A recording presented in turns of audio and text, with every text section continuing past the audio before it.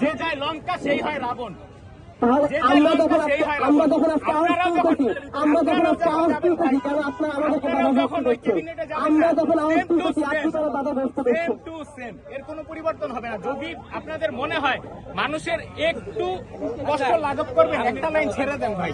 আপনি বললেন আওয়াজ তুলে লাভ না, আপনি খাইতে দিবেন, ওরা খাইতে চাইলে আপনি খাইতে দিবেন ভাই। আমরা বুঝতেছি আপনারা যদি সম্ভব হয় একটু ছাড়েন, একটু ছাড়েন। সারা দেশের জনগণ ছাত্রদের পক্ষে ছিল, এখন আপনারা যখন সারা দেশের মানুষ কিভাবে কষ্ট দিচ্ছেন, কষ্ট দেওয়া হচ্ছে না। আপনারা যদি লক্ষাধিক থাকেন, ভালো কিছু যদি করতে হয়, সাময়িক যদি কষ্ট হয়, আমরা সাময়িক কষ্ট দিতে রাজি। ভালো কিছু পেতে হলে যদি সাময়িক কষ্ট দিতে হয় জনগণকে, আমরা সেই সাময়িক কষ্ট করে রাজি। কোন ক্যাবিনেট অফিসারকে কষ্ট দিচ্ছেন না, দিচ্ছেন তো আর্ম পাবলিককে ভাই।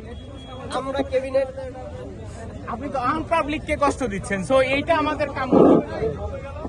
শুনেন, আপনাদের কষ্ট হচ্ছে আমরা বুঝতে পারতেছি, কিন্তু আপনাদের কষ্টটা আজকের দিনের জন্য হচ্ছে। আমরা প্রতিটা শিক্ষার্থী ১.৫ বছর যাবত একটি অনিশ্চিত ভবিষ্যতের দিকে চলে চলেছি।